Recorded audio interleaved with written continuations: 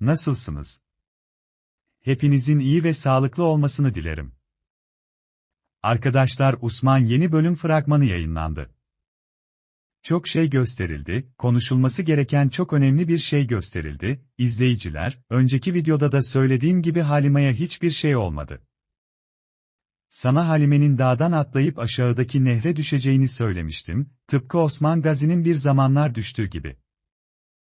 Fragmanda Halime'nin bulunduğu, nehirde olduğu söyleniyor ancak henüz hayatta mı yoksa ölü mü olduğu bilinmiyor. Bugünkü videomuzda sizlere onun hayatta mı yoksa ölü mü olduğunu anlatacağız. Bunun dışında izleyiciler fragmanda Osman Gazi'nin eşinin Müslüman olduğunu, yani Han Gazi'nin eşinin Müslüman olduğunu gördünüz. Bugünkü videomuzda ayrıca gerçekten Müslüman oldu mu yoksa bir rüya mı bunu tartışacağız. Bunun dışında gelecek bölümde neler olacağını da detaylı bir şekilde konuşacağız. Tüm bunları öğrenmek için videoyu sonuna kadar izleyin ve bu videoyu beğendiyseniz kanalıma abone olun. Ayrıca yanındaki zil ikonuna basarsanız gelecek videolarımızın bildirimlerini zamanında alabilirsiniz. İzleyiciler, yeni bir videoya hoş geldiniz. Bu yüzden bugünkü videoda Osman'ın yaklaşan bölümünden, yani bölümden bahsedeceğiz. Gelecek bölüm çok muhteşem olacak. Çünkü hikaye tamamen değişti. Yeni düşmanlar. Yeni arkadaşlar.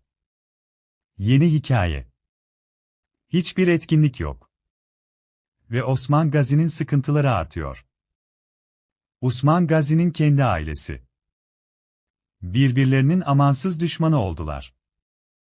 Osman Gazi ittifakı nasıl kuracak? Osman Gazi bu durumu ailesine nasıl açıklayacak? Osman Gazi, Göllü'nün şartlarını yerine getirecek mi? Çünkü fragmanda Osman Gazi'nin kadın üstlerine, Moğollar ne derse onu yapacağım, dediği görülüyor. Osman Moğollar karşısında diz çökmeye mi zorlandı? Tüm bu bilgileri öğrenmek için videoyu sonuna kadar izleyeceğim. Ve eğer bu videoyu beğendiyseniz lütfen kanalıma abone olun.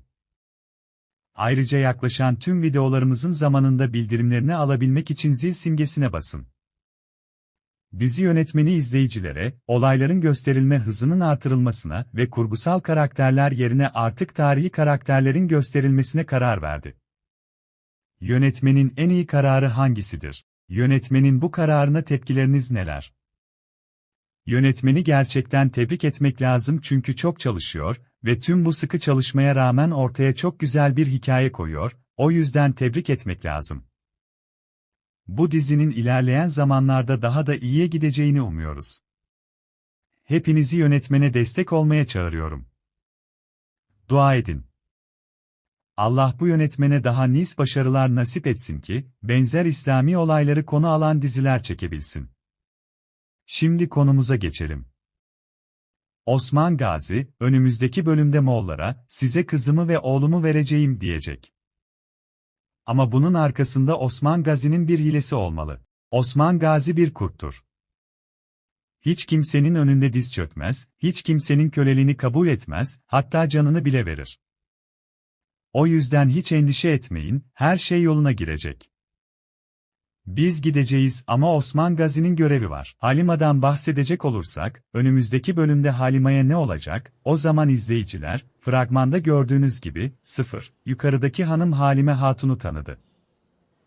Ama balanın çok da sevinmesine gerek yok. Çünkü şu anda Osman Gazi çok büyük zorluklarla karşı karşıyadır. Çıkması uzun zaman alacak. Sorumlu hanım da Osman'a kızacak. Çünkü bala, Osman'ın çocuklarına iyi davranmadığını hissedecektir. Moğollara teslim olmaya gidiyor. Te yandan Yari Burhan ve Alauddin kardeşler arasındaki düşmanlık. Yani Osman Gazi için şu anda her şey zor.